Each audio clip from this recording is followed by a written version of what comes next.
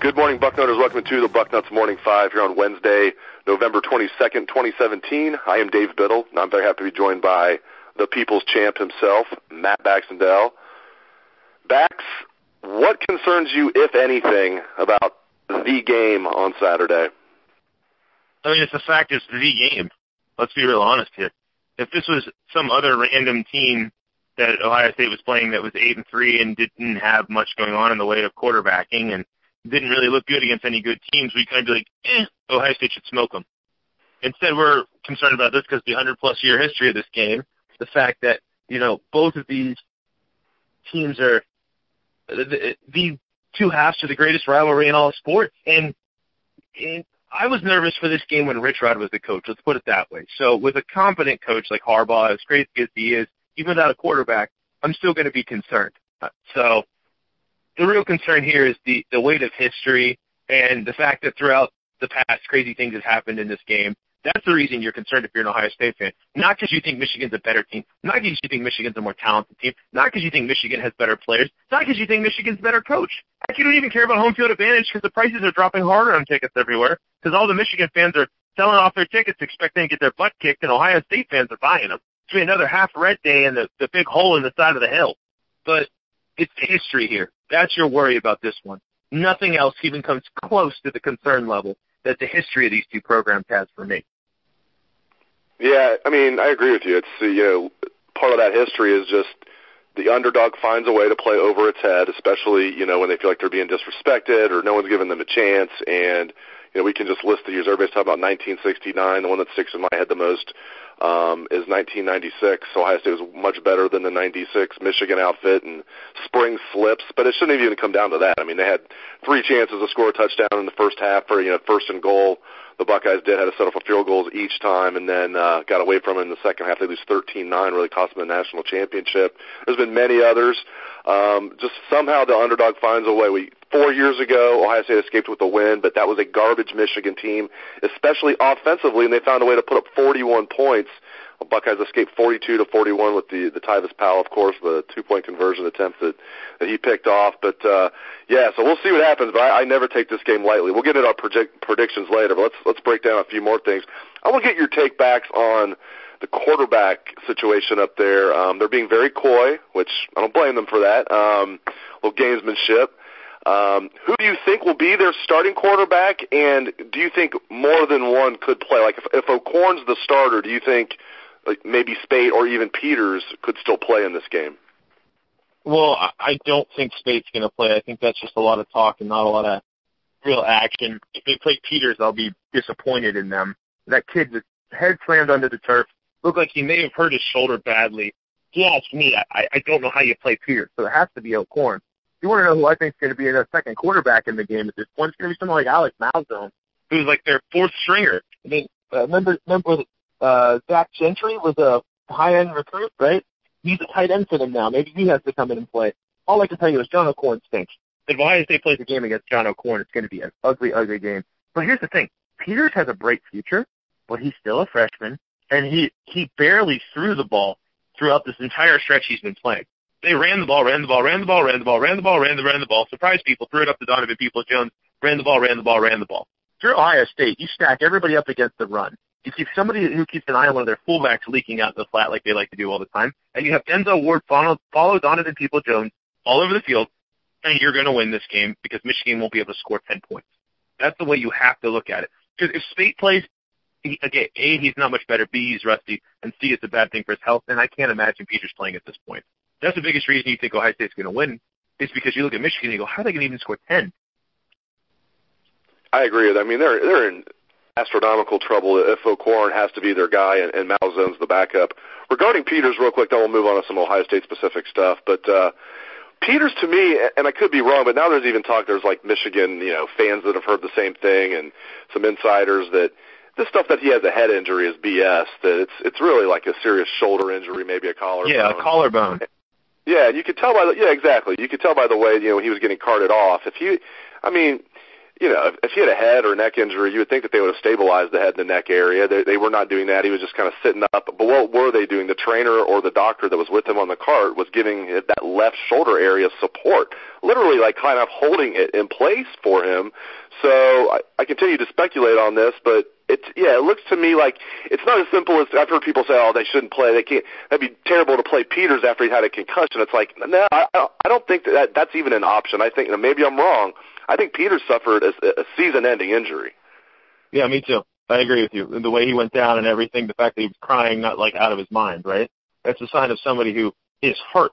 And Harbaugh has a history of, what was it, last year he walked spade up for warm-ups a bunch in different games when he didn't play. I mean, Harbaugh likes to play these stupid games. Anything to make OSU think that they aren't going to have to play against John O'Corn, right? Because if you play against John O'Corn, it's pretty much going to be game over, right?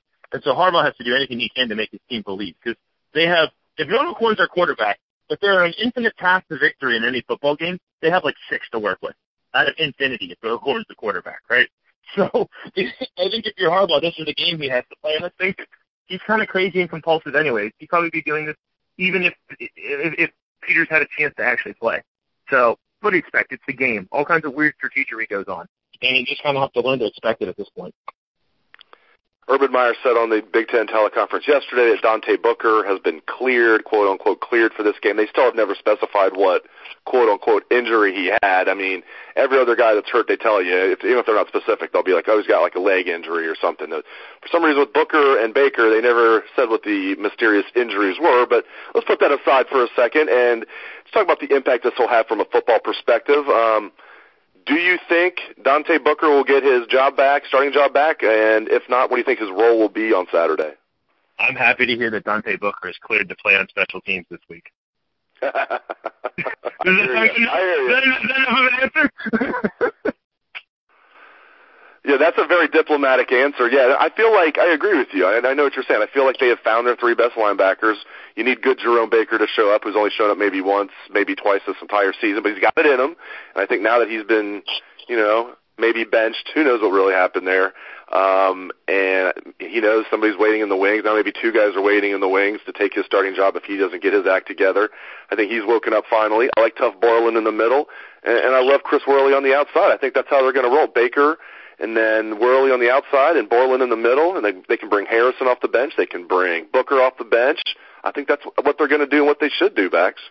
Yeah, I agree. They can totally bring Harrison off the bench. That's a smart decision. I think Harrison is going to be a really good backup for them in this game. I think Borland and Booker and Worley are your starting 3. And whatever was wrong with Dante, let's just put it this way. If Booker is going to be a starter, I will be very, very surprised. Baker's 1, Worley's the other, Borland's in the middle.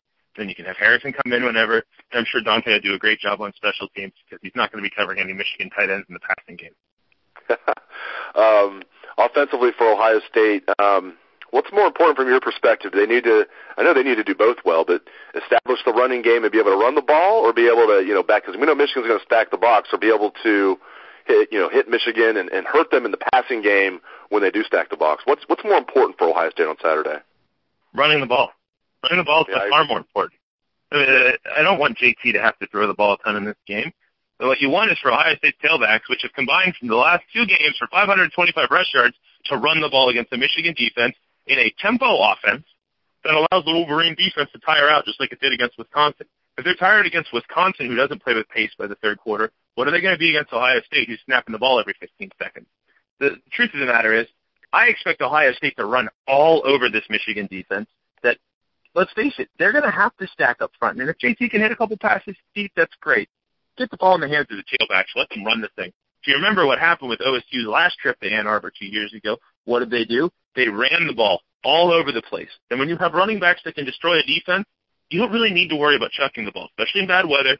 And by the way, JT hasn't inspired that much confidence in passing in the last few weeks. Let's be real honest here. He hasn't had to throw the ball in either of these games, but he threw 2 bad plays against Michigan State.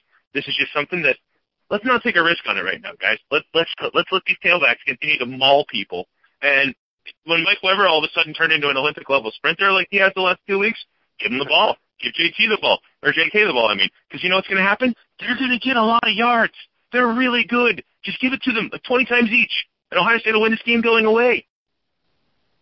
I agree with you that running the ball is paramount. That definitely trumps the passing game for me. I mean, both are going to be important, but Ohio State, this game will be won in the trenches, and that goes hand in hand with the running game. And if Ohio State can run the ball, as you say, if they can run the ball at will against Michigan, look out, especially with Michigan not be able to do much offensively. I mean, Michigan's offense, everybody knows it's bad. For those just, who haven't heard the show maybe in the last few days, Michigan's ranked 102nd in the country in total offense, 102nd in the country. So they're not just bad, they're anemic, but you never know. They were like that 4 years ago, and they put up 41 points, so I do expect to see a different Michigan team. I still don't think it's going to be nearly good enough. Let's get into that. What do you expect to see Saturday? Give me a final score, and how do you think it's going to play out? Well, here's how I think it's going to play out. I think Ohio State's going to beat the crap out of Michigan. That's simple enough.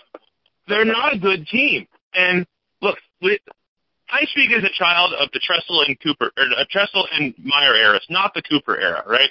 If you are a Cooper era guy, there are a lot of people listening to this podcast. You are Cooper people. Don't call me a Cooper era guy. That's happened to be when I was a child. He ruined many. That was when your formative moments as a Buckeye began. No, right? I know. My formative moments as a Buckeye who didn't grow up in Ohio, who became an Ohio State fan when I was admitted to Ohio State in the fall of 2001, right? When that happened to me, that first year was Jim Tressel's first year at Ohio State. I don't have this same, scars emotionally that dominate my past like so many people do on Bucknuts, right? Here's what I see. I see an Ohio State team that has owned Michigan, beaten them like a rented mule for a decade and a half, and have a head coach in Urban Meyer who's 5-0 in this series, has the far better football team, and is a dominant coach in rivalries no matter where he's been. I see Michigan as a team right now that's whining and complaining about last year's game that was entirely too close, saying, well, we really know we won. Well, yeah, cool. If you don't have eyes and or don't know what happened in life, sure, you won. Otherwise, you lost the football game.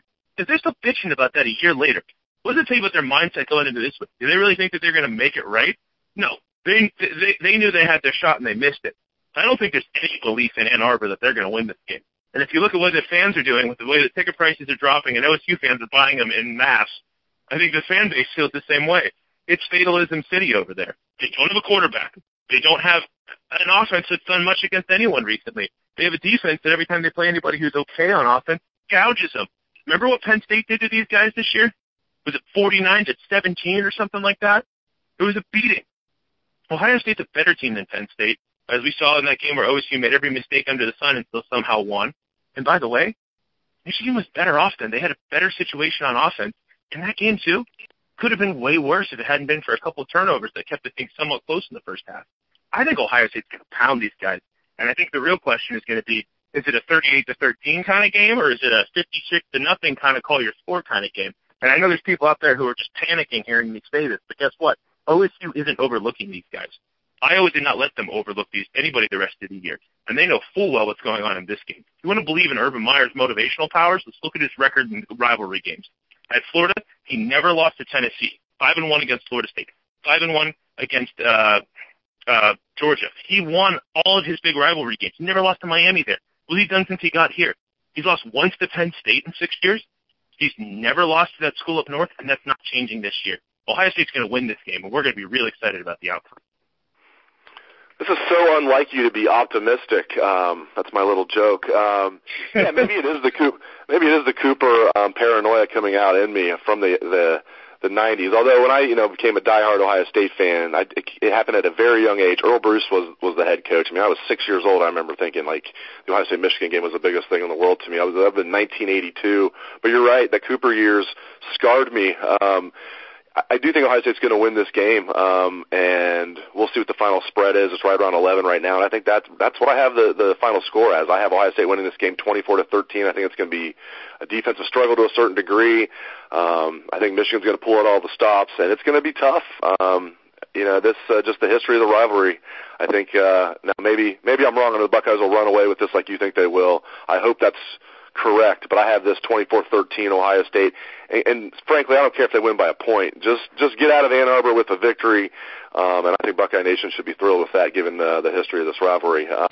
We know Buckeye Nation is thrilled with the People's Champ, Matt Baxendell. Thank you very much, Bax. You can read his column every week on Bucknuts. Each Sunday, it is the Bucket. This week, I'm sure will be an epic version of the Bucket, no doubt about that. And appreciate it, Bax. And thanks to all the listeners out there for tuning in to the show. I hope you have a great day. Let's hear that Buckeye swag, best damn band in the land.